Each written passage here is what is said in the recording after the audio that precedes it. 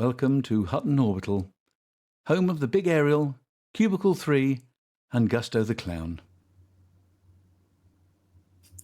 Down in the darkest, deepest recesses of the engineering decks, there is a collection of pipes, tubes and things that gurgle, which doesn't seem to be part of the general forest of pipes down there. An engineering team is on site and there is much pondering, stroking of beards and scratching of asses as they wait for someone else to do something. Then a thin, jittery man with wild eyes and a nervous twitch arrives. His modified Dominator suit is painted brown, with bomb disposal written across it in big white letters.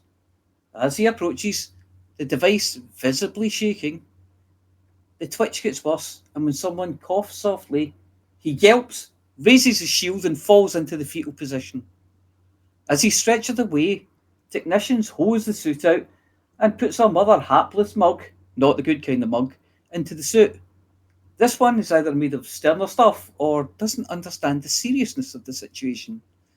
He gives everyone a beaming smile, lowers the visor and strides nonchalantly to the suspect object. After some time and a lot of humming and hawing, he reaches into a backpack on the floor, removes a small metal cup, then he holds it next to the machine and pulls a lever. After a few seconds, he releases the lever, opens the visor and downs whatever's in the cup. The lever doesn't close properly though, and a clear liquid drips from it onto the floor, where it promptly bleaches the colour out of the lino. "It's a still," he says. "I'm not sure if this is whiskey, brandy or gin, but it's good stuff. I can hardly see out of my left eye." One of the techs asks, "Could you see out of your left eye before?" No. He replies. The bomb disposal guy looks a bit uncomfortable and then flashes one of his brilliant smiles and says, "I've had a brilliant idea. Watch this." He lifts a lighter to his face and clicks it until a yellow flame appears. Before anyone can stop him, he releases a long, loud, echoing burp and releases a gout of blue flame. The force of it knocks him back and he falls over his backpack, dropping the lighter into the growing pool of moonshine on the floor. Inevitably, this lights like a trail of petrol and shoots back to the still. Everyone races for cover as it rumbles ominously, its rivets popping and metal seams straining, before exploding spectacularly and showering the whole deck in hot metal fragments. It's okay, everybody. I'm fine," says Bomb Disposal, as a team of angry engineers emerges with tools in hand and stalks towards him. Just then, a screen with cracked plastic glass and a length of pipe protruding from it springs to life, and a voice says, "Take cover!"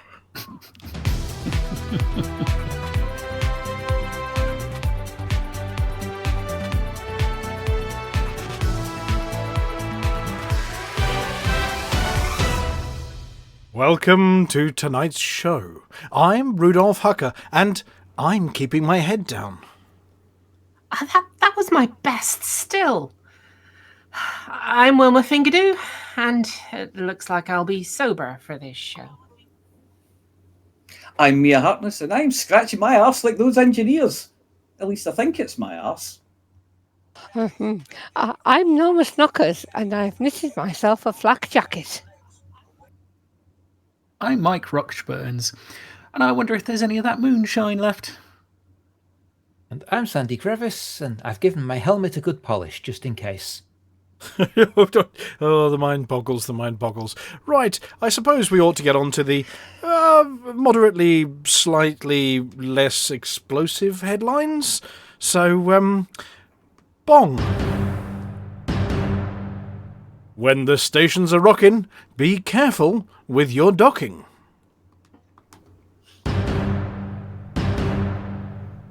Hutton presenter takes a battering.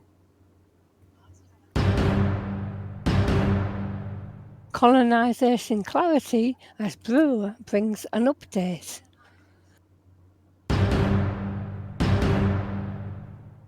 Commander Nem has red on her.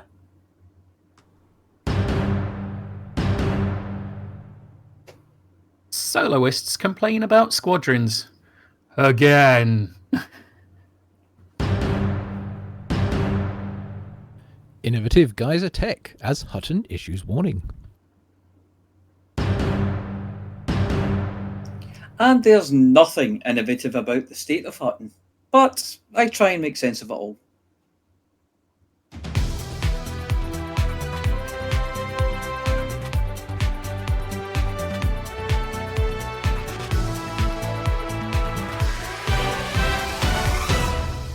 The Pilots Federation has issued a formal advisory regarding increasing issues with automated docking systems at asteroid bases.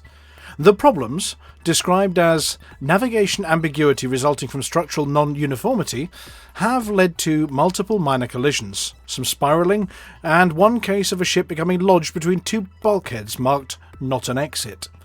Asteroid bases constructed by hollowing out large space rocks and installing landing facilities on the interior surface have long been a popular choice in remote or economically opportunistic systems. The process involves removing valuable ore, selling it, and then inhabiting the whole. While cost-effective, the resulting geometry is often asymmetrical and shaped more by mineral veins than by engineering logic. Docking computers, many of which are still based on models originally trained in wireframe simulation environments, appear to be struggling. The traditional training environment featured only standardized Coriolis structures, symmetrical, clearly aligned, and with a single rotating slot. Asteroid bases, by contrast, tend to have entrances positioned at unconventional angles with uneven rock surfaces, overlapping superstructures, and interior layouts that deviate from legacy docking algorithms. The result has been a notable increase in failed docking and undocking attempts. Some vessels have been observed entering successfully, only to spend several minutes pivoting inside the hangar without a clear exit vector. Others have required manual override after approaching structural components not designed to receive spacecraft at speed. The Pilots Federation has recommended that commanders disable automated docking when approaching these installations and consider manual procedures, particularly when flying vessels with wide wingspans or poor reverse thrust.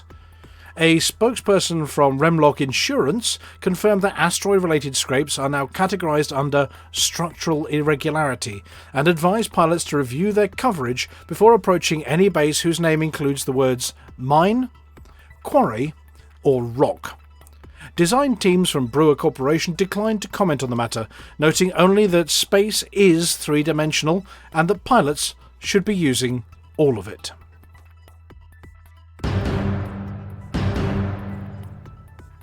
Hutton Orbital's emergency power grid has returned to full function this week, following what officials confirmed was an unauthorised battery entry by technician Mike Rochburns.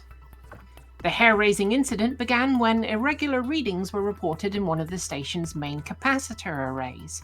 These were later traced to someone attempting to charge a hot plate via the diagnostic port. Rochburns, a self-proclaimed bright spark, acted without clearance and entered the power housing wearing what he described as the proper kit. This included insulated boots, high-voltage gloves, one of which was holding a mug of tea, and a personal Faraday cage that had been modified from a poultry transport frame. The grounding cable was clipped to his belt loop. He remained inside for nearly 2 days, emerging occasionally to request tools, more tea, and at one point a set of non-conductive trousers. Deck C through E experienced brief power fluctuations, several datapads rebooted unexpectedly, and a warning klaxon began issuing instructions in Portuguese.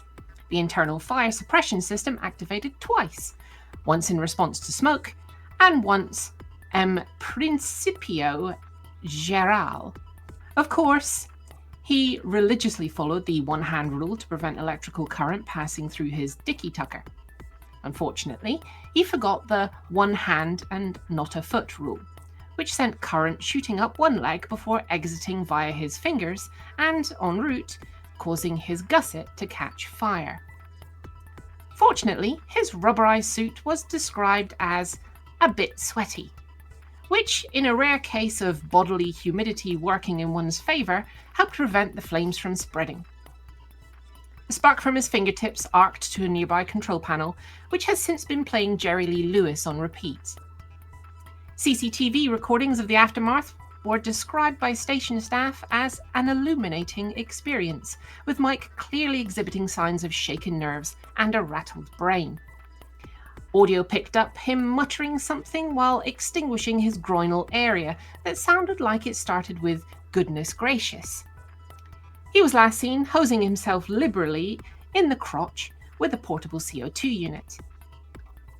No immediate danger. Rochburn said afterwards. Just a bit of residual energy and a brief flare-up in the trouser region. I'd call it an illuminating experience. Maintenance staff later confirmed the battery was functioning normally and had never been at fault. The issue was traced to user error at a nearby console. A new sign has been posted outside the battery housing reading, "Do not enter." No, not even you. Architect Lael Wolf reviewed the incident. He's unharmed, She said. which is the main thing. The secondary thing is we're locking that door. Rochburns has been placed on shore leave and advised to avoid high voltage systems, metal ladders, and carpets. I've updated my checklist. He confirmed. Item 1. Ask first. Item 2. Wear fire retardant underlayers.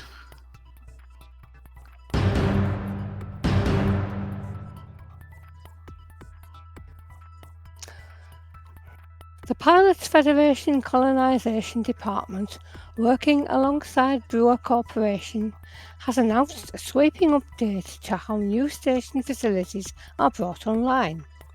The update aims to ensure that services like commodities markets, outfitting and the occasional working bar now appear more reliably, though still not necessarily where or when anyone expects.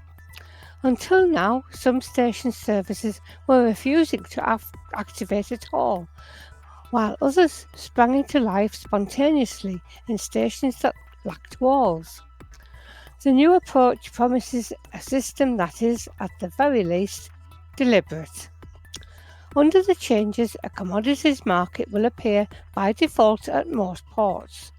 However, if the station in question is criminal, scientific or military in nature, the situation becomes more nuanced. In those cases, it must also be near either a comms installation, a bar or something called an outpost hub. Officials have declined to explain what role gin, small talk or vaguely defined hubs play in a logistics chain, but the implication is that a warship simply won't sell biowaste unless there's somewhere nearby to chat about it first. For services like Universal Cartographics or Vistagenomics, station upgrades now hinge on whether the installation is sufficiently close to something vaguely scientific. Satellite dishes, biology settlements, and anything with a blinking blue light will apparently suffice. In a quiet policy success, stations now also stop advertising services they physically don't possess, such as shipyards in windowless bunkers or crew lounges on uninhabited rocks. Interior design is also affected. Each Thursday, the dominant economy at a station is assessed and the carpets updated accordingly. Agricultural economies now receive 2 potted plants and a wall graphic labelled fresh. Industrial stations are sprayed with a fine layer of something sticky. The update also corrects a number of incidents in which megaships and construction platforms were accidentally deployed inside stars. Engineers have adjusted their placement protocols, and the coffee machine now faces the other way. A brewer spokesperson confirmed that the latest infrastructure logic is much improved and should result in stations offering appropriate services in appropriate places. though stop short of saying whether any of it makes sense. More updates are expected, possibly with a flow chart.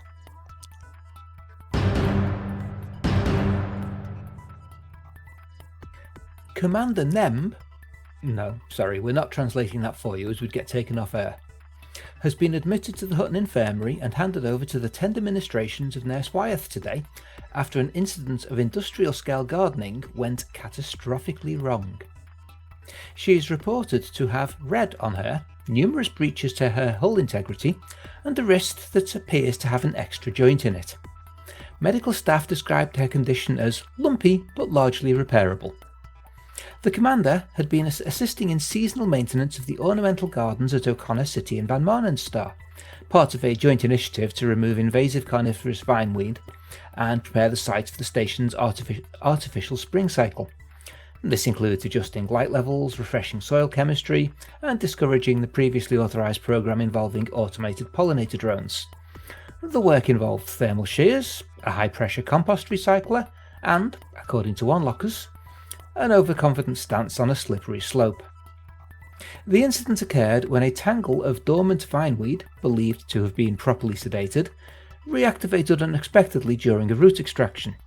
A sudden entanglement, a misplaced boot, and a high-velocity trip in a decorative but unsympathetic rock feature led to what emergency responders classified as non-flight grade bodily geometry.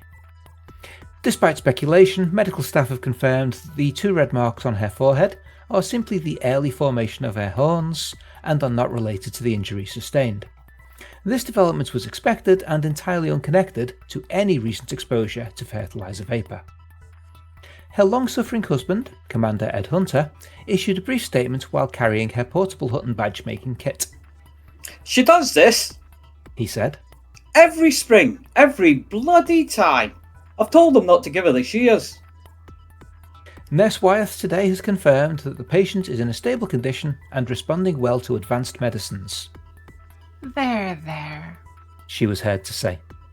Take 2 of these and you'll feel better in the morning. And if not, I've got the bone printer warmed up and ready. The commander is said to be resting comfortably, listening to soothing heavy metal music, and quietly pondering what she might do with several stabby-looking implements that she has found in the infirmary, should she manage to get her hands on her husband. Security personnel have since confirmed that, following a petition from Ed Hunter, only pointless children's crafting scissors will be permitted in her vicinity for the time being. The gardens at O'Connor have reportedly survived the encounter with only minor trampling, several deeply offended rose bushes, and a small ornamental pond now classed as grey water containment. Van Marnenstar has issued a statement thanking the commander for her enthusiasm and kindly asking her not to come back until the azaleas have stopped flinching.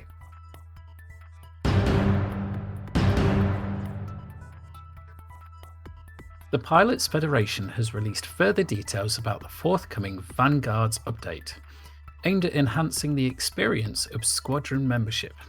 The improvements include more structured tools for creation, management and reward systems tied to group activity, or as one forum user described it, everything I don't want in one convenient bundle. As is traditional, the announcement was followed by the immediate and widespread complaints on the galactic forums. Chiefly, the commanders who have no intention of joining a squadron under any circumstances, but would still like the benefits associated with them. This does nothing for solo pilots. One post began before continuing for 6 pages with detailed suggestions on how to redesign the entire feature set around individuals who have opted out of this feature. In particular, circular development. One enterprising commander proposed forming a squadron specifically for pilots who don't want to be in a squadron. Membership would be automatic, entirely optional, and participation actively discouraged. By joining, the members would gain access to all of the squadron-based tools. rewards community resources, whilst remaining morally opposed to the concept of squadrons. The squadron was met with cautious approval from several dissenters, who expressed interest in being part of a formal structure so long as no one spoke to them, expected anything, or implied that they were part of a group. The Pilots Federation has acknowledged the feedback and confirmed that future updates will continue to include features for squadrons, non-squadrons, anti-squadrons, and groups of friends pretending not to be in squadrons for tax reasons. As a precaution, forum moderators have activated passive content protocols to prevent the thread from reactivating the power play debate. Recent studies conducted on volcanically active satellites, particularly those exhibiting low mass orbital cohesion, tidally locked proximity to gas giants, and semi-chaotic crustal flexing, have revealed an increasing frequency of spontaneous subsurface volatile expulsion events. These are colloquially known as geysers. While historically regarded as picturesque natural phenomena or, at most, minor navigational obstacles, it has become apparent that these events pose a significant and unpredictable hazard to surface recon vehicles operating in or near active ejector zones. Particularly at risk are exploratory units deployed on moons, those tertiary bodies orbiting moons themselves, where gravitational baselines are sufficiently low that interaction with a high-pressure sublimation vent can produce not merely localized displacement, but in extreme cases, unplanned ballistic excursions exceeding escape velocity. Put plainly, the geysers are launching SRVs into space. These events are now formally classified as Geyser-Originated Accidental Trajectory Syndrome, or GOATS. They are subject to a range of variables. These include crustal porosity, axial spin resonance, mineral saturation thresholds, and the unfortunate tendency of pilots to park directly on top of them to see what happens. Preliminary modelling suggests that under ideal circumstances, defined here as the worst possible alignment of mass, thrust vector, and surface rebound, an SRV can attain suborbital trajectory with only minor vehicle trauma. This is assuming the pilot maintains rotational equilibrium and does not attempt to correct spin manually while airborne. Those who do are advised to remain inside the cockpit until the screaming stops. In a related development, one particularly enterprising company has begun experimenting with geyser-powered orbital transit. The concept involves deploying reinforced umbrellas directly into an active geyser vent. These are attached to ultra-strong flexible cables which trail behind the ascending umbrella as it's violently expelled into orbit. Once the umbrella is altitude and anchors itself as a temporary orbital platform, the geyser is capped and its energy redirected to power a rudimentary lift system. Occupants of this so-called space elevator can expect significant acceleration, variable orientation, and occasional moments of apparent serenity, followed by rapid reorientation of personal gravity. Timings to reach the orbital platform, which eventually replaces the umbrella, are listed as approximate. Some may be early, others will be late, a few will not be seen again. The Pilots Federation has issued no formal endorsement of the scheme, but has updated local hazard signage to include umbrellas, cables, and uncontrolled upward journeys. Research continues into the precise composition of geyser ejector and its correlation to propulsion profiles. Early indications suggest that sulfur-rich jets exhibit high initial impulse but poor directional stability. Water-based vents tend to launch more gracefully, though with significantly more spread, making landings unpredictable and often damp. Commanders operating in these environments are advised to employ caution, avoid lounging atop suspiciously symmetrical rocks, and refrain from making remarks such as, "It hasn't gone off in ages." Should an unexpected vertical excursion occur, remain calm, conserve boost reserves, and remember, atmosphere or not, What goes up usually comes down. Eventually.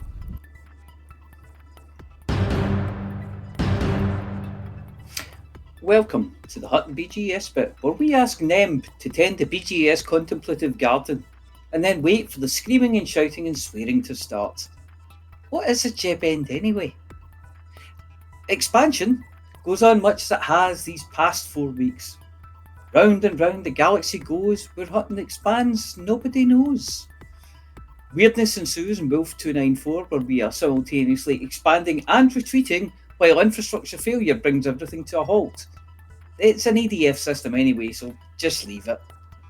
Your booms are in 36 Ophiuchi, Alpha Centauri, Bidmere, where all the wee old biddies live, Epsilon Eridani, LHS 1827, no, I haven't either, Lighton 143-23, Ross 671, Barnard Star, and Wolf 359. And, well, that's about it really. But what does it all mean? Well, if you want to truck at our mission run, then do some or one of those in one of those boom systems. If you want to shoot it, then you're out of luck unless you go to the colonies. And if you want to smell raw sewage while pointing and laughing at those less fortunate than yourself, then why not pop along to Wolf 294 to survey the carnage? And that's it for this week's Hutton BGS bit.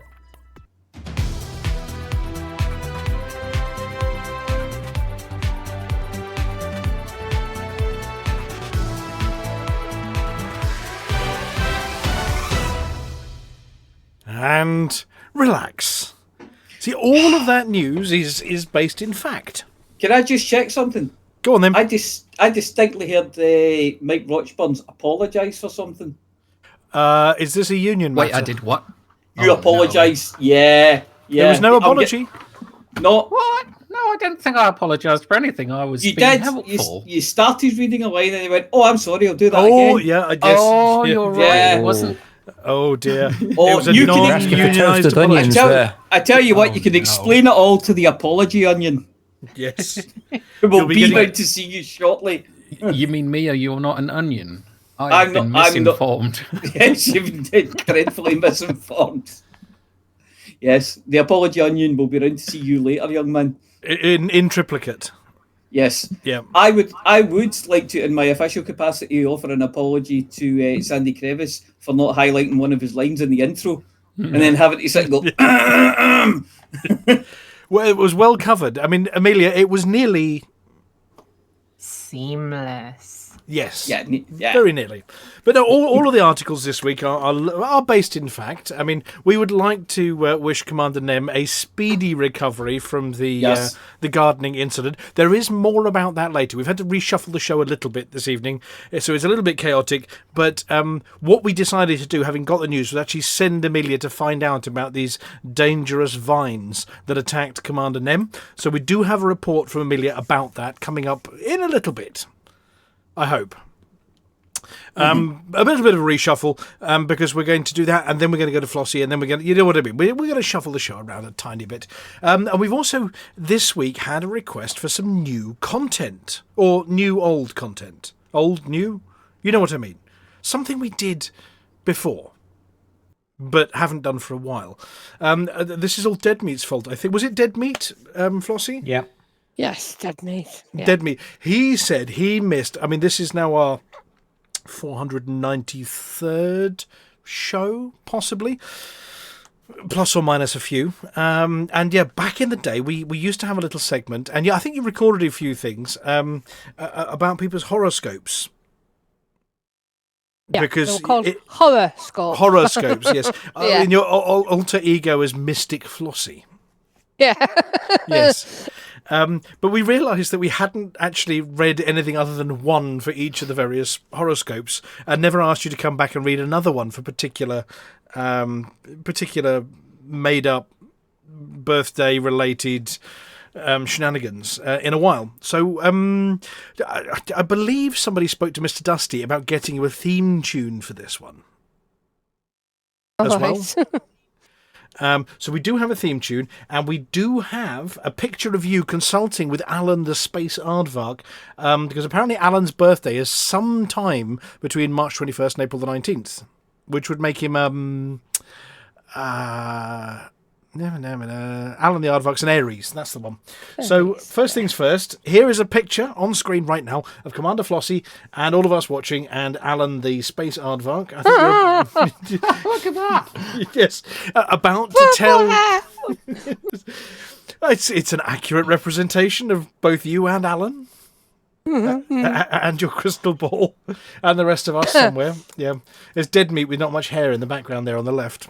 So I'm going to play your background music. It's suitably mystic, and then you're going to tell us all about Alan the Space Aardvark's birthday horoscope from, was it last month before last? But here we go.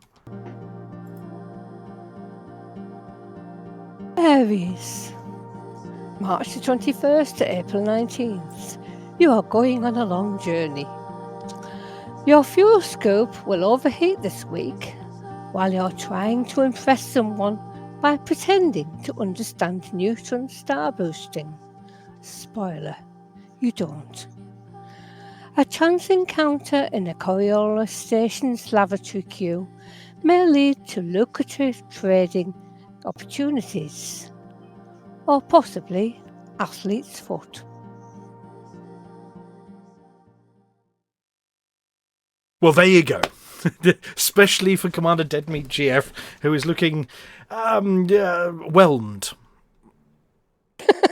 I can't say whether it's under or over, but I think it's perfectly balanced whelmed. Yes, it's properly whelmed. Okay, moving along. Did we have a Frontier live stream this week? No. We did not. We did not, but we did get, as was mentioned during the news... I love how certain everyone sounds. an update. I couldn't get myself unmuted. We did get an update, which we did talk about during the news, which basically gave loads of clarity. I would say clarity. I'm not sure clarity is the thing. It gave loads of information, should we say, about station services. And not putting ships inside stars. But yeah, we're not going to read the whole thing out, but basically it tells you how to turn on the various facilities at your colonization locations by building other things. So if you're a pirate, you need to build a comms installation or a bar. But if you want a shipyard... let's have a look. Tech level 35 is immediately granted when a tier 2 or 3 port is built. We don't know what tech level 35 means. Our numbers only go up to 10. Or in the case of the Apology Officer, they go up to... 11. 11. Yeah. 11. But for details, you might want to head over to the Galactic forums and dodge all of the complaints about the Squadrons update being rubbish for solo players. The mind boggles, but yes, I mean, you think we make this stuff up, but yeah, there is a thread on there for somebody complaining that he's really upset that the Vanguard Squadrons update is no good for solo players, and it boggles the mind. How do you answer that? The answer is you're absolutely right. It doesn't. Yes, it was never meant to. Yes, it's for... And the on-foot update never helped with people that get legless all the time, so... Yeah. Yes, I don't like going on foot. I don't like this on-foot update. Well, don't do it then, you silly muppet. But yeah, I did really like the suggestion in there about creating a squadron for people who hate squadrons. Aye. Yeah, which was a legit I chuckled suggestion. as I was reading it. Yes. Yeah, well, unfortunately... not a word of a lie. Unfortunately, that's an actual thread on the Frontier forums. Wow. Yeah. When there's a level of geniusness about it, you've got to give a bit of credit. What, about complaining about... Yeah, I'm going to be in a... It's like, I don't know, being atheist or something. That is a belief. I don't believe in anything, but that's a belief. And Well, yes. The other one was great. We actually had somebody who posted on a thread, first posted on September the 3rd, 2018, to say, I've just got to Hutton, but I got married at Beagle Point and never got a mug. And it's, okay, did you tell us back in 2018 that anything monumental happened then? Are you now divorced? Do you have children? This was 7 years ago, for goodness sake, and you're telling us now that you actually got married over at Beagle Point. Okay, thanks for letting us know. And did they invite us? No, there was no cake. There were no cake toppers. There were none of those little favours on the table. Yes. But well done to the person who posted that, and thanks for letting us know that 7 years previously you did something you didn't tell us about, and we didn't send you a mug for doing it. Yeah. And then, Vulkarius, you jumped in quite literally with your notes on SRVs. I mean, this is not new news, is it? Oh, have we lost Vulkarius? Has someone deleted? He's BRB'd. Vulkarius is BRB'd. Oh, he's been BRB'd. yeeted into space. He's burbing. I can see my house from here. But in a I deeper can voice see than somebody's house from here. that. Somebody get me down, I'm stuck. Yeah, anyway, yes, about yeeting yourself into space using geysers or geysers. But, right, and then obviously Mike Rochburns, who quite literally this week was on fire in the groinal department after you spent a few days inside a battery. I am suitably qualified and experienced, despite what the article says. It didn't say you were unqualified, it said you were a bright spark. And it was an illuminating experience. Yeah, almost electrifying, you could say. How big does a battery have to be to fit an entire Mike Rochburns inside the battery? Well, this battery's going in a truck, so it's pretty big. Well, you certainly wouldn't want to drop it on your toes, that's for certain. But you had to get into the guts of this battery and do things. Well, I'll put it this way, I didn't follow your two one-handed rule. Your one-hand rule? Oh, yeah. No. I was all wobbly and had both of my hands rubberized inside of this battery. Right. I mean, we're not going to ask why you were inside a battery or how the battery felt afterwards about it and whether it's going to be submitting something to the apology officer. Oh, HR the more concerning question is to ask whether he was rubberized because of the battery or beforehand. Yeah, I think that's one for HR. Yes. There'll be no little baby batteries, worry not. When messing with battery-powered implements, do not forget your rubber protection. As they say. Right. Okay, now, so we didn't have one of those. Now, do we, Vulkarius, do we have any... Oh, no, we're doing space... I'm all out of order now. Space news, not space facts first. So, do we have any space news this week? We do. We've got a couple of space news. Right, okay, so let me see if I can find a theme tune. I'm sure I've got one on this deck somewhere. Oh, it's this one.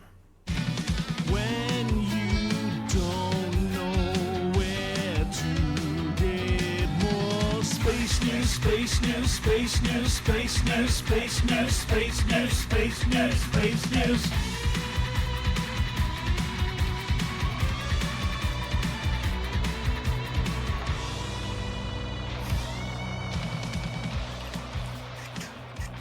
Now, I did take out for the sake of brevity. I took out the story about that wasn't a space thing at all, but was just very good. It was a story about a truck in America which overturned and released over 1 million live bees. So yeah, it's covered in bees. It's covered in bees. Yes, what was that? That was it. It was Eddie Izzard. It was I like my coffee like I like my women. Covered in bees. So if you're going to America, watch out for the cloud of over 1 million bees. So I skipped that one, but our first one tonight it's pretty straightforward. It's not really a story as such. It's just a nice thing to look at. So someone's done a time-lapse image in Cornwall, and you can see the Milky Way and possibly fleet carriers. So if you look at it, if you click on the link, you'll see it's on BBC News, so you won't get any pop-ups. It's got a beautiful image. It's very pretty. Pretty. Yeah. You can almost That's see the a- slow motion boat travelling Yeah. in the sea, can't you? Yes, that's a rainbow. Yeah, I was trying to work out. So if that's Sagittarius A star direction, bottom right of the picture, Yep, and the bright bit, yeah. on the right bit, I was trying to work out what the big blob was at the top. Whether that that. How dare you? He's suddenly come out with his telescope to take a picture. So the big Andromeda blue Galaxy's upset at us for something. Yeah. Is that the big... That's the big blue thing. Yeah. Is that the big blue thing up the top? I was Very trying to much. work out if it's there, then it's this way up, and if it's this way up, then that must be left, and if that's left, I don't think that can be. No, I'm trying to think. I don't think that can be Andromeda up there. I don't know what that is. I'll have to think about it. It might be the Large Magellanic Cloud. I have no idea what the Well, it- Large not from the Magellanic Northern Cloud looks Hemisphere. like, but I'm It looks just sort thought of it was nice to swirly. see. I mean, I haven't got Yeah, my glasses on. it does. It does yeah. look flat and swirly, doesn't it? Yeah, That's a stunning image. yeah, it's beautiful, isn't it? I wish my eyes could do that. I know the long time lapse gets these, but I do wish you could actually go and see. I mean, you know, Yeah. I've seen the Milky Way in really dark parts of the world. You know, the middle of the Serengeti looked up, and it looks beautiful. But I do wish my eyes were good enough to actually see something that looked that cool Yes. through atmosphere. Yeah, it's amazing. Yep. And this was this a professional astrophotographer or who did this one? This was Lee Nuttall. He's 52, and he was on his holidays in West Cornwall. He actually comes from the Midlands, Lee. So no, not a professional photographer. Just but he did do some research into the. He's not daft. He did his research. That's I mean, the second picture there. I mean, Yes, that looks like the sky's on fire. That's incredible. And here's another one. There's this third one with the boat. Yeah. I mean, you couldn't get much more Cornish than that boat, could you? Really? Yeah. Yeah. I mean, it's not as spectacular as the second one, but it's a lovely, lovely picture. I mean, given that we get Actually, it's gone. I'm looking at it. Look at the lights to the right of the Milky Way.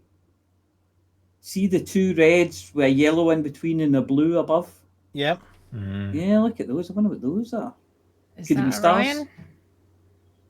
No, it's too yeah, small. I think It's too small Yeah. for that. maybe it's further away than you thought. He's going to have had a tiny, tiny, tiny aperture, but a hugely long exposure massive to get exposure. that. Now you're getting Yeah. personal. Okay. Yes, yeah. Don't talk about his tiny aperture. Yes. So, yeah, it's absolutely fantastic. Cool. And that's all there is to it, really. So, No, I mean, we appreciate basically cool stuff. I mean, people do cool stuff. We love it. So, yeah, I love might that. have something to mention. I'm going to have something to mention about that one in a minute. We may have a video in later. Anyway, your next one. Next one is Axiom 4. And I'm hoping somebody else knows more than me about Axiom 4. But one thing I can tell you about Axiom 4 is the pilot is going to be... I don't know whether he counts as India's second astronaut or first astronaut, because the last one was a cosmonaut. So I don't know quite how that goes, but their pilot will be from India. So that's part of the story here. So, it's going to take off from Florida, Kennedy Space Center. What? A swan is the fifth crew member. They have I'm a sorry, swan as the what? fifth crew member. Yes. Yep. Yeah, Oh, it's yeah, I should have mentioned it's the that. zero gravity indicator. I think they're going to get the swan to try and fly in zero gravity. And this is the first ever toy swan on board. Yeah. Yep. And when the toy swan loses its rag and starts attacking people, they'll come home. No, that's geese you're thinking of now. Oh, okay. Now, I didn't realise this. The first Indian astronaut went up, or cosmonaut went up, 41 years ago. Yowza. No, I get this. Here's the second yowza. It was in a Russian Soyuz in 1984. Oh. You had to be brave then. I'm just trying to do some maths on this one. So 40 years ago was June the 5th, 1985. 41 years. 41 years. Oh, because Group Captain Shukla was born in October 1985. Yes. So that was the last time that an astronaut from there went up. Yep. He was pretty close to being, new at that point. Yes. Yep. And but apparently India paid 5 billion rupees to secure a seat on AX4. Does everybody know what an axiom is? The definition of an axiom. It's not word of the week, Amelia. It's a different word. But what an axiom is. Axiom. Yes, it's a statement or proposition which is regarded as being established, accepted, or self-evidently true. I was trying to look up Axiom 4 and what it was, but... They're dealing with... they're doing stuff like testing how they can grow crops in space for future missions. So if they go to Mars, can they grow their own food on board? That kind of thing. And apparently, Litho, as well, this one's for you because I asked you this question an awful lot. It's due to last how long? I have no idea. Somewhere between 2 weeks and 10 months. Well, no, it's 2 to 3 weeks nominally, or possibly 10 months of us going, are they home yet? Nah, they'll be fine. Nah. Apparently, 5 billion Indian rupees is 47.76 million pounds. Still a lot of money, though, isn't it? Yeah. Total bargain. I mean, a bit of a holiday. That's use a bit of your lottery win and... Yes, and then you get to fly a spaceship up to the ISS. I'm sure the last time Sunflowers by Van Gogh sold that was only 47 million. So, you either go to space or buy a painting. Okay. Take. Don't forget to take your swan with you, your toy cuddly swan. And take your cuddly swan. Yes. Yeah. So is that it for our space news for this week? Yes, I believe so. Well, before we go on to the next bit, we are shuffling. Now, Commander Vulkarius, you were saying you wanted to try the quiz software out again. I would like to do that, yes. Right, we only have 40 minutes until we have to abandon Amelia and throw her out the door to go and pick up family persons. About 55 minutes. 55 minutes if you leave? I think No, before I have to jet out of here. Right. About 1:15. We should be able to. It's going to be a slightly different type of round this time, so hopefully it won't take as long. Okay, well, I'll tell you what. Let's do the end of this bit. When you don't know where to get more space news, space news, space news, space news, space news, space news, space news, space news.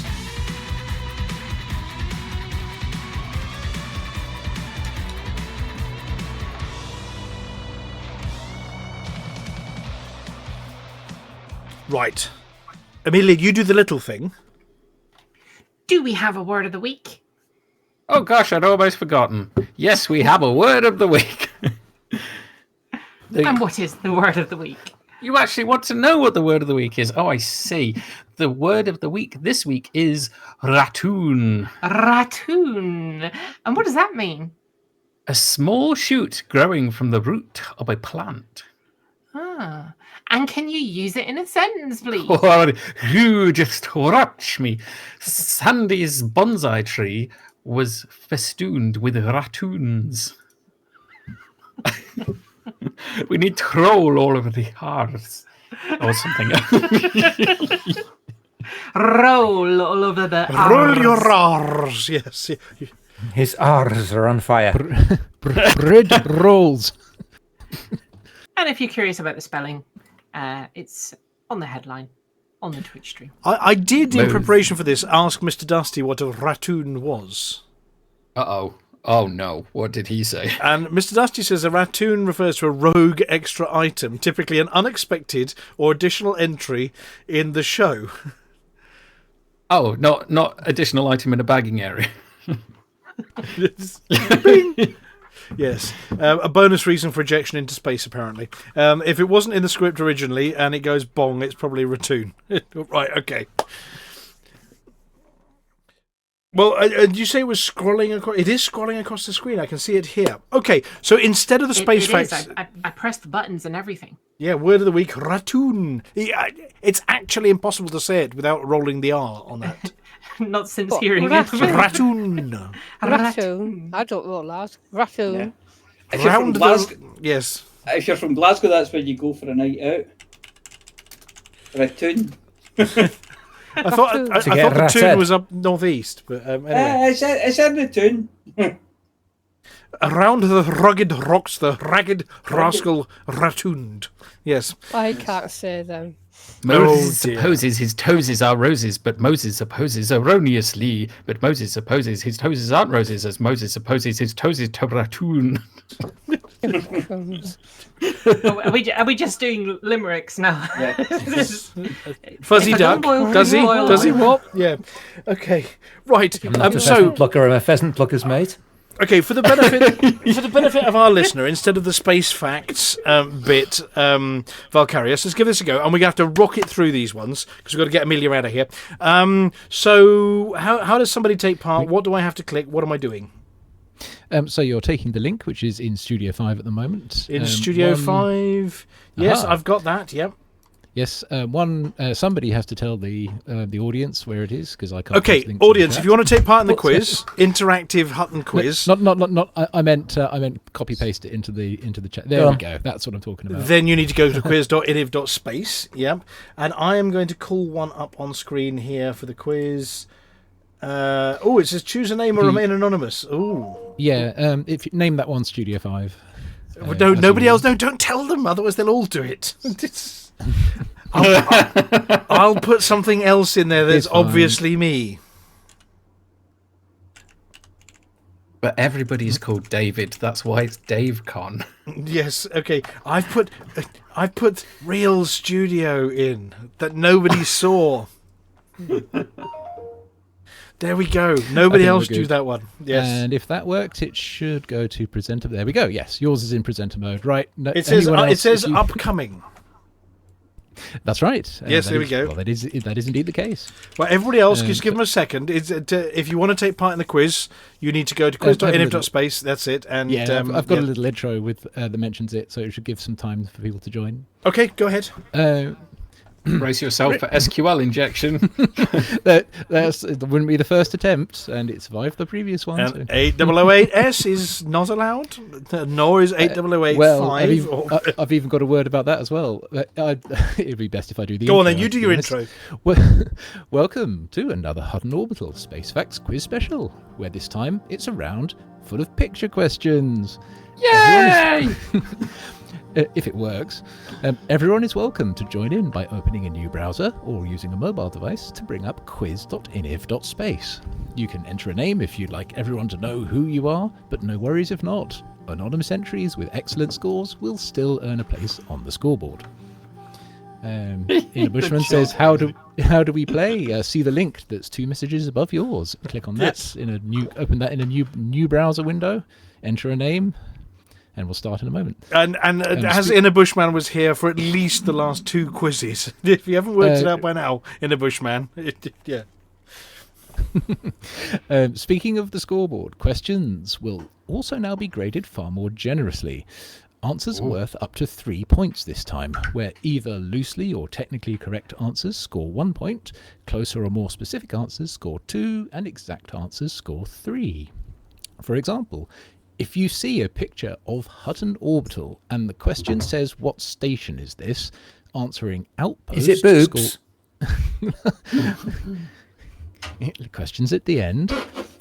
Answering outpost scores 1 point for being broadly correct. Answering industrial outpost scores 2 points for narrowing it down. And answering Hutton Orbital scores 3 points. Funny answers are appreciated, even if I'm not allowed to award points for them, and rude answers can only be shown at most once for legal reasons. How many points would home get me in that question? I was thinking just the same thing. Do I have to do 1.5? Because technically it's everything.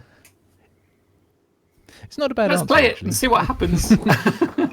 Yeah. In any case, with the the rules in mind, and quiz.iniv.space opened up on the side to participate, and me actually changing to the questions page. Let's begin in a moment. Right, hopefully this works. If it goes wrong, we've got stuff to cover. Here we go. And bear in mind, there's a slight lag on the from us to them. So, first question. Course, I see it. It's semi-working. Good. Semi-working. What station is this? Now, we have a small problem here. On my quiz screen, I can see it, but on the actual show screen, unfortunately, I can't. Now, I may have a solution to that. Oh, go on I then. can't see it on the quiz screen. Flossie's broken it. I can see. Oh, there we go. You're going to inject it Okay, backwards. so Hey, that- clever. So It's good that we do these runs Yeah. to make everything work properly. And Yeah, I guarantee you that when it comes time to do them properly, we still won't be anywhere closer to getting them perfect. So it looks like the embedded image isn't working on OBS browser, but is working in real browsers. So Okay, so because they can't see the question and the picture, it's like, what station is this? Is the question on screen at the moment? And put it into and it shows it on your screen as well, doesn't it? So, how long we got? We don't need much. Come on, this is an easy one. They don't need much time to do this one. Count them down. In 10 seconds.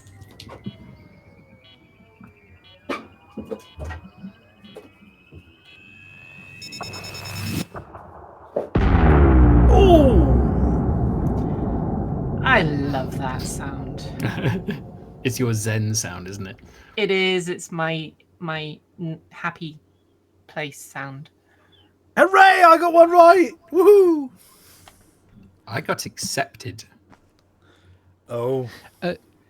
Yeah, it doesn't tell you how many I points forgot you to got. take the. Oh, is the damn thing broken as well? Oh, I forgot to show them. Yeah. 80% of Okay, people got Hutton there we Orbital. go. Hey! Okay, that's my bad, guys. I didn't. Oh, of course you didn't. Put, I gave you some. Oh, yeah, I know how to fix the one on the presenter. Never mind that. Right, next question. Next question. Go on then. Apparently we're running at about a 10-second lag between us and the live stream. So, What ship is this? ooh. We're testing out new features this week, so we know these are finger space specials.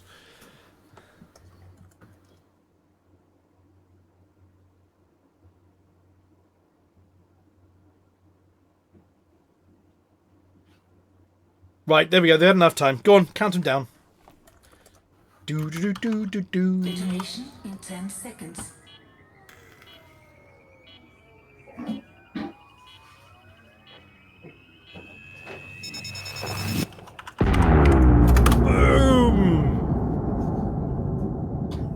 Boom! Just a moment.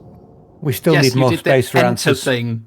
Yes, you did the enter to post. Yep. I'm so pleased. Thank But you. we still need more space for answers. Right, grading the answers. Here we go. Do, do, do, do, do, do. He's grading them. He's got his red pen out. He has I need a deleted shovel Dead Meat's button. entry. Oh, dead meat. What did you Now, do? for those of you sort of querying stuff, this is quite interesting tech, because obviously I'm in the studio with all the decks here on one side of the desk, and Vulkarius has his tablet over on the other side of the desk that's connected to the station Wi-Fi and working through their background to my desk to broadcast it out to you. There we go. My DeLorean. This is the I didn't make it on the list. Oh dear. I merged a few which are similar. So Yeah. It was indeed the the Randy Mandalay. Badger. the Go what? to the Mandalay. Yes. You mean You didn't ask what this model of one. ship it was. You asked what ship it was. I do like these visual aids. Just to be I like clear, the everybody got pictures. that wrong. You didn't ask what class of ship it was. You asked what ship it was. They needed the ship's name, not model. If you saw the Titanic sailing past, you wouldn't say, "Oh, look, that's the Olympic class ship." You'd say that was the Titanic. Well, I might have done, but still. right? It's mine. Yes. Actually, mine's not that colour. So the next one is, who is this? And the picture Who's this? is, yeah, Is coming up to your screen. Well, it's coming up to the broadcast screen in a moment. yeah. Here we go. Do. The answer box is too small. No, it's not. If you got the answer right, Inner Bushman. Yeah. That's a tough one. I kind of feel I should know. Right, count them down. Let's get rock and roll. You either know or you don't know this I'm one. not sure. And my answer wins on this one. All hail the Empress. She's the one that used to give you those mining lasers that also do damage. Mm-hmm. It's been 1 minute 10 seconds if you wanted to do the countdown. Go on then, do the number. That's it. Detonation in 10 seconds. Rock and roll. I might get myself in trouble for this one. I'm Just not. saying. Who is this? And the answer is...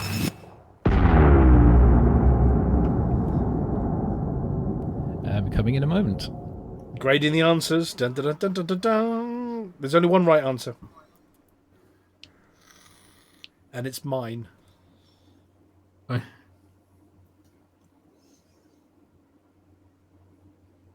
Dead meat. You're pretty close to my answer, but not quite. Here we go. Dun, dun, dun, dun, dun. Play the Mandalay tune again. There you go. There we go. Oh, yay! My answer was accepted, even though it's akin to the other ones. I was hoping someone would put Auntie. I think Grandma's pretty close though. So. Theresa May. I do like the Theresa May answer. Yes. That one's spectacular. That is a very yes. striking similarity. Yes. If only she was around. Okay, next question. And what is this? Oh, it's a quiz question. What is this? Oh, that's easy. It's an orange swirly thing.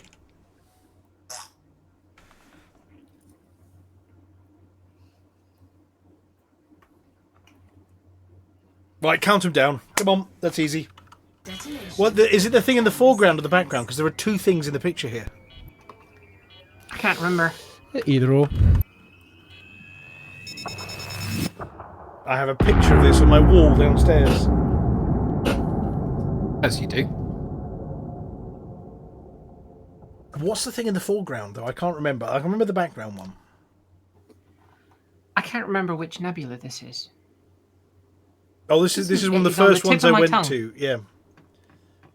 Isn't not this the Horsehead. one that Hubble's got a really good... Hubble got a really good photograph of? Yes. And the answers are... Barnard's Loop, although the Orion Nebula does also score 3 because that is also in the picture, and it was pretty good. So you're telling me that isn't a nursery, a star nursery? Well, it is. Barnard's Loop is a star nursery, yes. So it's not Was that the baby? Oh, okay, you can have one. baby stars. Baby star. I've been there, I just Baby not star. remember what it was called. Right, go on then. Next one. I'm curious as to the scores so far. Rusty bullet hole. I'll do Dead those at the meat, end. yes. Next question is... Question 5 is, how many of these do you own?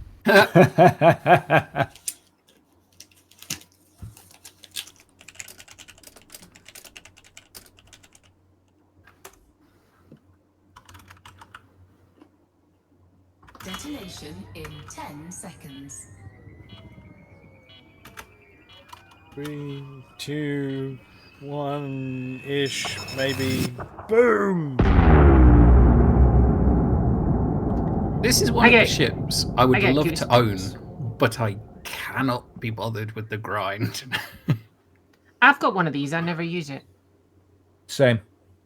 Isn't it meant to be like the hauler of the haulers? It's massive inside. Until we get It's- the Panther it- Clipper. I'm sorry, but you can't call a ship that pretty a hauler. It needs to be more industrial, more workhorse to be a hauler. Let me Oh, it's got the maneuverability of a hauler hauler. shaped, you know. No, a pretty haul- it's a not, hauler that's with a not body hauler kit. shaped. It's shaped as something, but it's not a hauler. It's It's got a very the pretty ship. Wonders do model whatever some are of their you latest implying, Litho? their latest equipment on these, you know. Mm-hmm. It's very slender and long. More than one is just naughty. See, Yes. because I am not in an alliance with... So I wrote that one, and you said no. But because I am not in an alliance with the the Empire, I That other can't lot, have yeah, one. the Alliance, yes. So I have no ship. My answer didn't I show see no up. ships. I don't know how I got graded. Huh? My answer didn't show up. I don't know how I got graded. I remember I merged some of them. So multiple people answered one. Right, for go on then. example, so. Rock and roll, next one, because we've only got 20-some minutes for Amelia. Yeah. Question 6. Where is this? I feel I should know this. I know exactly what it is. You get points for answering what. Not 3, but you do get points. Well, it's not what is this, it's where is this. It's if you answer something which I wanted to give a point for not knowing what it is at least. So Well, it doesn't say what is this.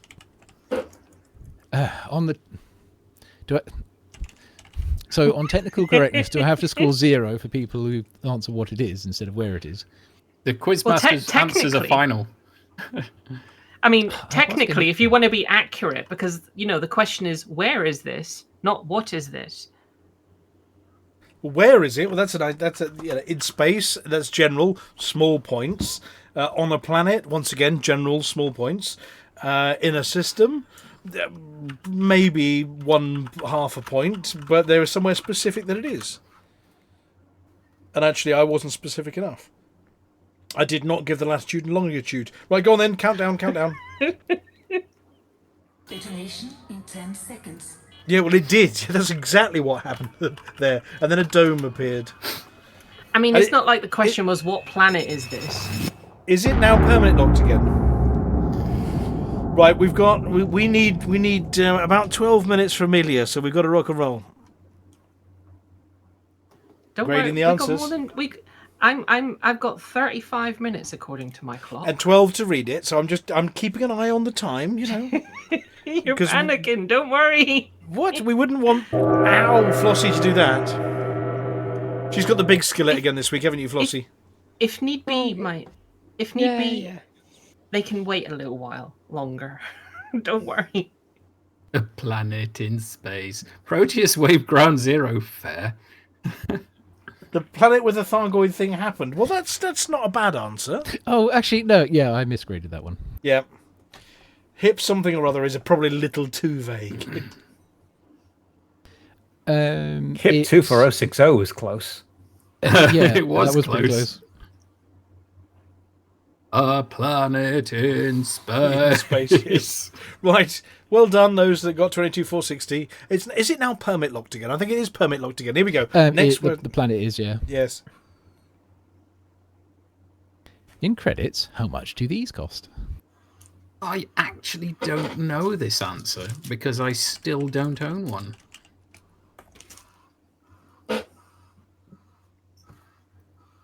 Got the sound of one of them reversing.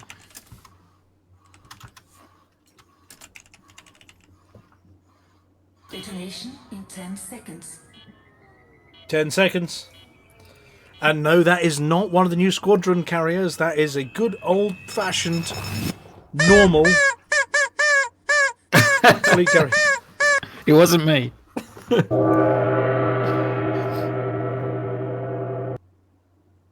Oh, no, not these assholes. I still don't own one of them. Never needed one. Just use somebody So you're not else's. missing Just out. borrow Dead Meat's.